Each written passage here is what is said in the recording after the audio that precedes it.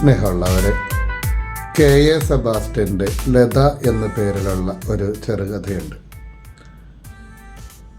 അനാഥശാലയിൽ വളർന്ന ലത എന്ന് പറയുന്ന ഒരു പെൺകുട്ടി ഗവൺമെൻറ് ജോലി നേടുകയും അവൾ പോകുന്ന വഴിയിൽ ആദ്യം അടഞ്ഞു കിടക്കുന്നതായിട്ട് കാണുന്ന ഒരു വീട്, പിന്നീട് ആ വീട് വൃത്തിയാക്കിയിട്ടുന്ന സമയം ബസ്സിൽ ഇരുന്ന് അവൾ കാണുന്നുണ്ട് ആ വീട്ടിൽ പ്രായമുള്ള ഒരു ചേട്ടനും അതേപോലെ തന്നെ വൃദ്ധയായിട്ടുള്ള ഒരു അമ്മയും.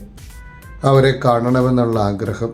അങ്ങനെ ഒരിക്കൽ പാത്തും പതുങ്ങിയും ചെന്ന് വീടിൻ്റെ പേര് കണ്ടെത്തി ആശ്രയം.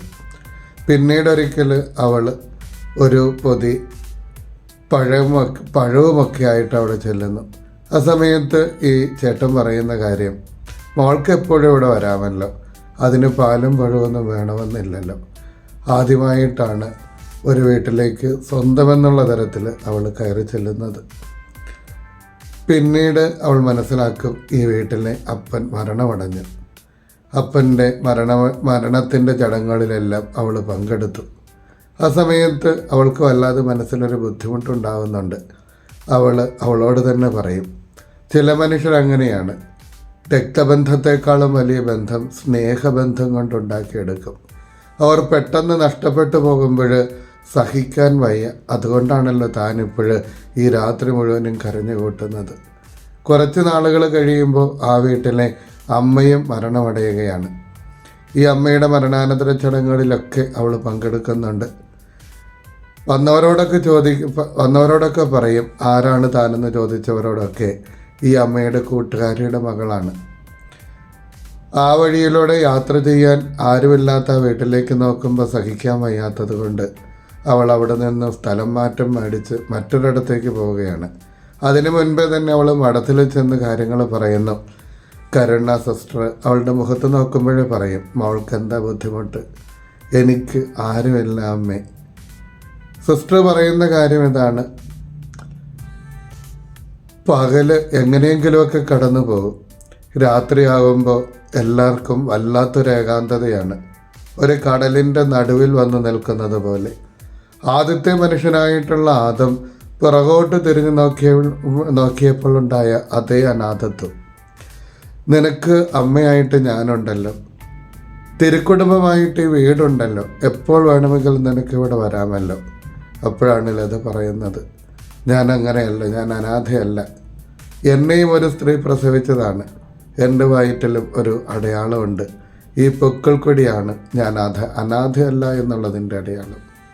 സ്നേഹമുള്ളവരെ, നമ്മളൊന്നും അനാഥരല്ല എന്നതിൻ്റെ വലിയ അടയാളം കിട്ടിയ ദിവസമാണ് ക്രിസ്മസ്. ലോകം മുഴുവനും ഇന്ന് ക്രിസ്തുമസ് പുൽക്കൂടുകളുണ്ട്. ഈ ലോകം മുഴുവനും ഒരു പുൽക്കൂടായിട്ട് മാറിയിരിക്കുന്നു. നമ്മൾ അനാഥരല്ല എന്ന് വീണ്ടും വീണ്ടും ദൈവം പറയുന്ന ദിവസമാണ് യേശുവിൻ്റെ പിറവി തിരുനാൾ. എല്ലാവർക്കും ഈ തിരുനാളിൻ്റെ മംഗളങ്ങൾ ഏറ്റവും സ്നേഹപൂർവ്വം ആശംസിക്കുകയാണ്.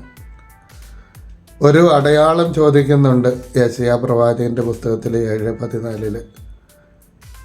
അടയാളം ചോദിക്കുമ്പോൾ ഇങ്ങനെയാണ് പ്രവാചക ഗ്രന്ഥത്തിൽ പറയുന്നത്, ആകാശത്തോളം ഉയരമോ ഭൂമിയോളം ആഴമുള്ള ഒരു അടയാളം നീ ചോദിച്ചു കൊള്ളുക, നിനക്കൊരടയാളം നൽകപ്പെടും, കന്യക ഗർഭം ധരിച്ച് ഒരു പുത്രനെ പ്രസവിക്കും. അടയാളമാണത്. എന്തിൻ്റെ അടയാളം? ദൈവം നമ്മുടെ കൂടെയുണ്ട് എന്നുള്ളതിൻ്റെ അടയാളം. അതുകൊണ്ട് ആ കുഞ്ഞിന് പേരിടണം ഇമ്മാനുവൽ, ദൈവം നമ്മുടെ കൂടെ. ഇമ്മാനുവൽ പിറന്നു കഴിയുമ്പോൾ ആദ്യമായിട്ട് സന്ദേശം കിട്ടുന്നത് ആർക്കാണ്? ആട്ടിടയന്മാർക്ക്, രാത്രിയിൽ ആടുകളെ മേയിച്ചുകൊണ്ടിരുന്നവർക്ക്. അവർക്ക് കിട്ടിയ സന്ദേശം ഇതായിരുന്നു, ഇത് സകല ജനത്തിനും വേണ്ടിയിട്ടുള്ള സന്തോഷത്തിൻ്റെ സദ്വാർത്ത ഞാൻ നിങ്ങളെ അറിയിക്കുന്നു, നിങ്ങൾക്ക് ഒരു രക്ഷകൻ പിറന്നിരിക്കുന്നു, കാലിത്തൊഴുത്തിൽ പിള്ളക്കച്ചകൾ കൊണ്ട് പൊതിഞ്ഞ ഒരു ശിശുവിനെ നിങ്ങൾ കാണും. അവർക്ക് കിട്ടിയ അടയാളം, നിങ്ങൾക്കായിട്ടൊരു രക്ഷകൻ, കാലിത്തൊഴുത്തിൽ പിള്ളക്കച്ചകൾ കൊണ്ട് പൊതിഞ്ഞ ഒരു ശിശു. അവരുടനെ തന്നെ കാലിത്തൊഴുത്തിലേക്ക് യാത്രയായി. അതിന് കാരണം എന്തായിരുന്നു? ലൂക്കാ 2:15 പറയുന്നത് പോലെ തങ്ങൾക്ക് വേണ്ടിയിട്ടുള്ളതാണ് ഈ രക്ഷകൻ എന്നുള്ള ഒരു ബോധ്യം. അവർക്കെങ്ങനെയാണ് അത് ബോധ്യമായത്? തങ്ങൾ എവിടെയാണോ താമസിക്കുന്നത് അതേ ഇടത്ത് തന്നെ ഇതാ ഈ ശിശുവും പറഞ്ഞിരിക്കുന്നു. തങ്ങൾ താമസിക്കുന്നത് കാലിത്തൊഴുത്തിലാണ്. അവരവിടെ ചെല്ലുകയും തങ്ങളായിരിക്കുന്ന സ്ഥലത്ത് അതേ കാലിത്തൊഴുത്തിൽ തന്നെ തങ്ങളുടെ അതേ ജീവിത രീതികളിലേക്ക് ഒരു രക്ഷകൻ പറഞ്ഞിരിക്കുന്നു. അവൻ തങ്ങളുടെ രക്ഷകനാണ്. രാജാക്കന്മാർക്ക് കിട്ടിയ ഒരു ദർശനം ആകാശത്തുള്ള നക്ഷത്രമായിരുന്നു. അത് രാജാവ് പിറക്കുമ്പോൾ കിട്ടുന്നതാണ്. അവർക്ക് മനസ്സിലായി ഇതവർ രാജാവ് പറഞ്ഞിരിക്കുന്നു. തങ്ങൾക്ക് വേണ്ടി അവരും കാഴ്ച വസ്തുക്കളുമായിട്ട് കാലിത്തൊഴുത്തിലേക്ക് വരുന്നതാണ് നമ്മൾ കാണുന്നത്. എനിക്കാരുമില്ല എന്ന് ചിന്തിക്കുന്നിടത്താണ് ക്രിസ്തുമസിൻ്റെ വലിയ പ്രസക്തിയുള്ളത്. ഞാൻ ആദ്യം സൂചിപ്പിച്ച ലത എന്നുള്ള കഥയിൽ വേലു എന്ന് പറയുന്ന മനുഷ്യനോട് ലത പറയുന്ന ഒരു കാര്യം, ആരുമില്ലാത്തവർക്കും ആരെങ്കിലുമൊക്കെ വേണ്ടേ. പ്രതീക്ഷയില്ലാത്ത കാഴ്ചകളിലേക്ക് എന്തിനാണ് നമ്മൾ നോക്കുന്നത്? കഠിനമായിട്ടുള്ള കാഴ്ചകളല്ല. ഇന്ന് ലോകം കാണുന്നത് പുൽക്കൂട്ടിലെ പ്രതീക്ഷാനിർഭരമായിട്ടുള്ള കാഴ്ചയാണ്. നമുക്ക് വേണ്ടിയിട്ട് പറഞ്ഞിരിക്കുന്നു. നമുക്ക് വേണ്ടിയിട്ടാണ് ഈ രക്ഷകനെന്ന് ചിന്തിക്കുന്നിടത്താണ് ക്രിസ്തുമസിന് അർത്ഥമുള്ളൂ. വിശുദ്ധ അഗസ്തീനോസ് പറയുന്നല്ലേ,